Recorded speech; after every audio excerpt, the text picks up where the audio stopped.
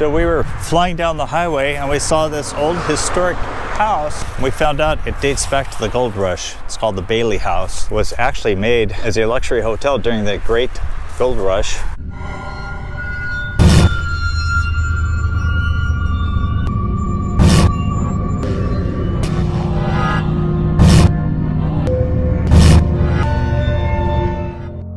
Such notable people such as Leland Stanford and Mark Hopkins of the effort to link the west and the eastern halves of the country by railroad actually came here. The problem was that this mansion didn't go anywhere because the railroad, I guess, changed its course. While this was a stage stop, there was no railroad to bring people in. But we're just going to do a little impromptu history hunt here at the Bayley House. This plaque here says that the Bayley House opened on May 15th, 1862 with an invitation-only reception. People came to view the 24 rooms, the ballroom, the observatory on top with a view of the surrounding mountains and Sacramento Valley, and the terraced gardens which surrounded the hotel. But the hotel was doomed to failure because the railroad changed its route to run through Auburn, and the Bayley House became known as Bailey's Folly. The building served as a private residence until the 1960s. I'm going to try to get around on the sunny side and show a little bit about it. A once impressive 3-story mansion, the Bayley House was completed in Pilot Hill by attorney and future Assemblyman Alcantar John Bayley. He hosted a number of contemporary notables, such as the Big Four railroad barons, Leland Stanford, Charles Crocker, Mark Hopkins, and Collis Huntington.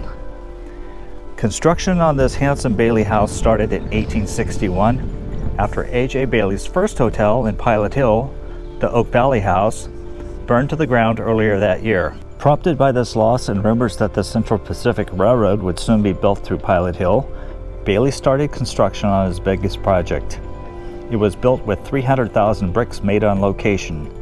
It is sized at 10,000 square feet, boasts 22 rooms and a circular staircase that once climbed to the grand ballroom, and at the top was a widow's walk.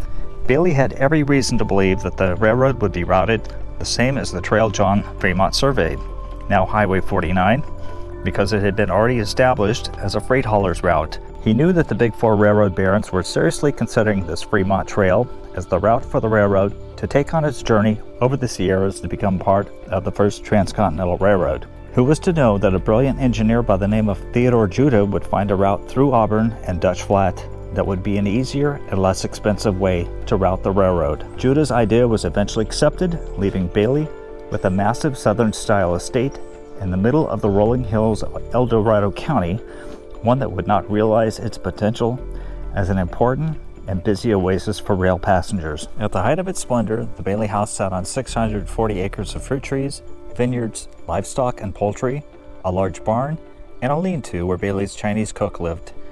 Bayley and one of his sons operated a general store on the property, and in 1870, they were instrumental in organizing California's first grange. Try to go around it this way. Old metal pipe right through here.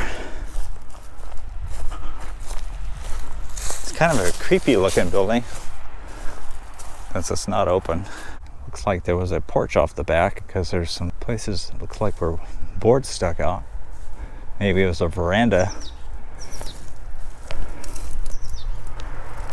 Looks like a haunted place. Those walls could talk, huh?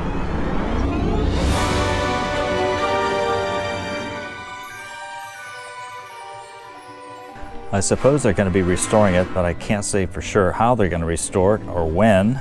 If you can see it, there's an S on that outer wall, which is basically a device to fortify the brick walls in place. Inside there was a steel bar that ran through the length of the house that tied to these.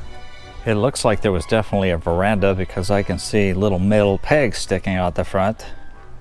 It looks like the second and third floors had a balcony. Amazing.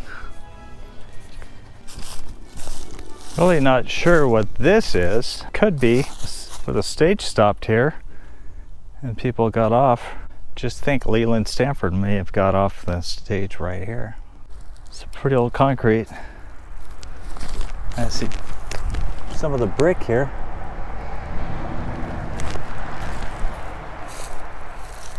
they're wanting to collect some money and materials and volunteer work for this effort. One other thing I want to show you over here. Look at this. Steps to the mansion right here. Some very important people came up these steps. Concrete looks like it's just about finished and flaking. That's what time does to stuff. Time will just destroy buildings and cement and things like that. Even this tree over here, destroyed, just like it destroys people. So again, just one of those impromptu things where we're flying down Highway 49, saw this old building, decided to stop and check it out for you.